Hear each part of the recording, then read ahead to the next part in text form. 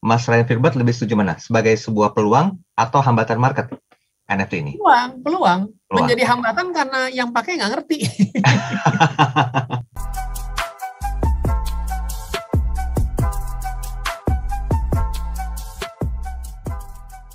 Kita masih bicara tentang NFT ya. Pertanyaannya, apakah ini peluang baru atau hambatan market Indonesia? Dan Mas Ryan sudah menjabarkan banyak sekali tentang hal itu. Tapi ternyata kalau bicara masalah literasi, sampai dengan saat ini, saya mungkin berusaha untuk memberikan satu statement dirasa masih kurang maksimal ya Mas Ryan ya. Karena yang pertama itu adalah satu hal yang baru, kemudian juga masih banyak yang menyalahartikan. Memang ada marketplace di sana, tapi betul hanya untuk beberapa nama-nama yang mungkin sudah tidak asing buat Anda, seperti adanya market yang berhubungan dengan apa sih tadi Mas Ryan? Ethereum dan juga Polygon ya Mas Ryan ya. Mungkin saya luruskan sedikit. Jadi sebenarnya pada OpenSea ini kita bisa sama-sama buka. Di situ tuh banyak sekali hal-hal yang sifatnya collectible items, lebih banyak pada gambar ya, yang collectible items. Mungkin Anda akan bilang begini lah, kalau gambar kayak begini doang, saya bisa dapat dong di Google. Iya betul, tapi itu dikoleksi tapi tidak ada sesuatu yang menjadikan bahwa gambar itu benar-benar milik Anda, ada sertifikatnya gitu. Jadi bentuk serah terima secara resminya itu kelihatan gitu ya, otentifikasinya ya. Di blockchain. Ya. Proses untuk masuk dan mendaftarkan itu menjadi punya sertifikat boleh pilih mau lewat Ethereum atau lewat Polygon Network. Gitu. Itu ya definisi marketplace di NFT ya. Betul. Oke, Mas, kita ke WhatsApp dulu, Mas. Jadi gimana, Mas? Boleh nggak disampaikan skenario-nya seperti apa ketika mungkin NFT kita dibeli sama orang? Dibeli orang. Dibeli orang itu ya ibaratnya Anda mau jual berapa sih kekayaan intelektual Anda, fotografi Anda, gambar Anda mau jual berapa ya? Tinggal yang mau beli, mau bayar nggak dengan gitu. Setelah pindah tangan ke dia, ya terserah dia mau jual lagi atau dijadikan koleksi sehingga dibanggakan kepada teman-temannya bahwa karya digital itu sekarang adalah punya dia.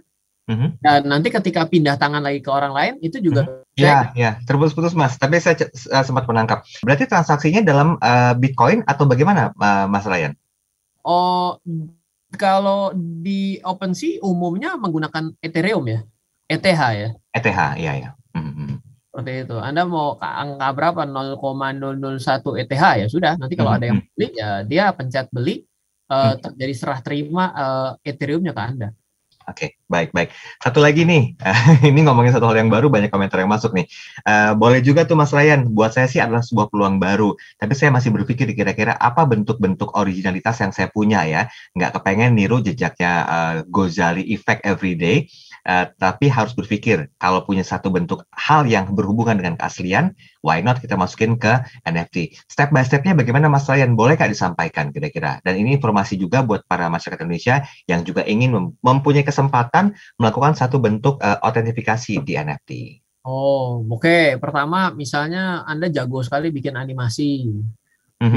Bikin video pendek lah, karena paling besar kan 100 mega di OpenSea. Ya sudah, nanti Anda jual seriesnya di sana. Ya, seriesnya orang bisa tonton, tapi kalau memang ingin menjadi pemilik sah dari series tersebut, ya ditawarkan kepada pihak lain.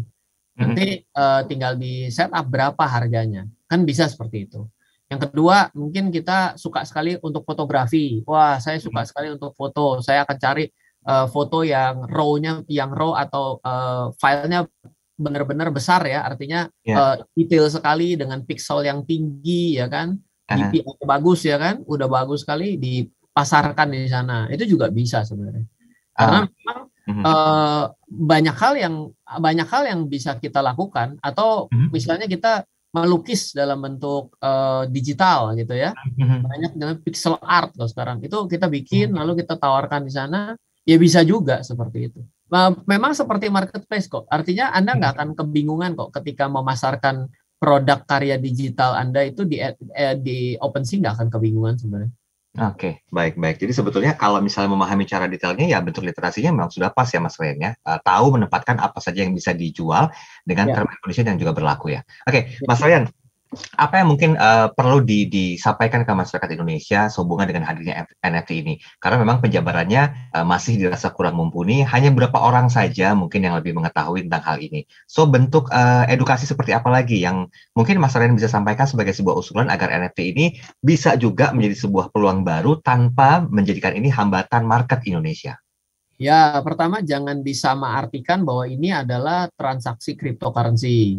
Bukan, bukan seperti itu. Karena ya maksudnya kalau Anda berpikir ini seperti Bitcoin, mungkin memang benar networknya ada di dalam blockchain. Namun sebenarnya ini adalah sesuatu varian lain yang bisa dimanfaatkan dari teknologi blockchain. Cuma memang mungkin mengertinya jadi terlalu lompat. Memang pertama-tama kita harus tahu bahwa ada loh yang namanya, apakah Anda tahu bahwa hari ini ada yang namanya tanda tangan digital yang memang diakui? Kalau misalnya Anda nggak tahu, berarti Anda sudah ketinggalan putarannya udah beberapa kali. Nah, kalau kita tahu digital signature dan kita ngerti dengan namanya certificate authority, nah nanti kita bisa lanjut lagi mengerti bahwa ternyata ada loh teknologi yang tersentralisasi. Contohnya adalah semua data center atas semua data yang hari ini ada.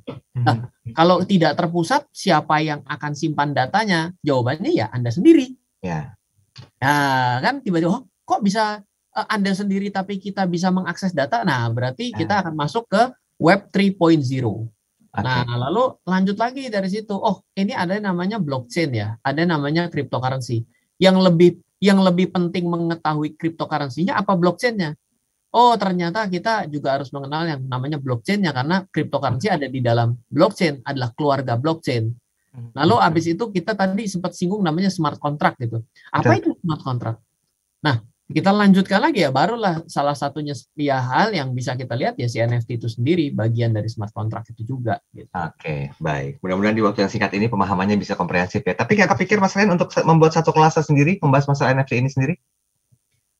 Kalau misalnya mulai jangan lewat langsung NFT, tapi mulai dari memahami kripto dan blockchain. Silahkan, ada buku saya itu sepertinya baru beredar di Gramedia. Itu ada trading dan investasi pada cryptocurrency. Oke. Ini warnanya dan baik Anda mulai petualangan, karena kita bukan hanya membahas mengenai hal-hal bagaimana cara untung, tapi kita bicara bagaimana dasar pemahamannya sehingga yang namanya kripto dan blockchain ini berharga buat kita dalam pengembangan teknologi selanjutnya. Oke, baiklah. Semoga bermanfaat, Mas Ryan Filbert. Boleh kita ambil konklusi dari perbincangan kita hari ini? Silakan. Ya, baik. NFT itu adalah non-fungible ya, artinya sesuatu yang tidak ada suatu bentuk nyatanya tuh tidak ada.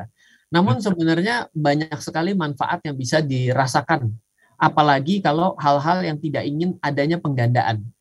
Karena kelemahan dari dunia digital sebenarnya adalah rawan penggandaan. Nah, dengan adanya blockchain dan NFT, sebenarnya yang namanya penggandaan itu jadi bisa di cross check sebenarnya ini pemilik originalnya siapa, gitu. Itu akan sangat sebenarnya, karena dalam dunia digital kalau kita berbagi sesuatu dan ternyata bukan bisa di cross check kepemilikannya, pertanggungjawabannya juga jadi bingung loh. Enggak, saya nggak pernah kirim data itu bukan punya saya. Nah, itu kan menjadi sesuatu hal yang menjadi kelemahan hari ini dalam dunia digital. Itu sebenarnya NFT itu mau menyelesaikan masalah itu. Seperti itu. Oke, baik. Jadi di satu sisi, Mas Ryan Filbert lebih setuju mana? Sebagai sebuah peluang atau hambatan market NFT ini? Peluang. Menjadi hambatan karena yang pakai nggak ngerti.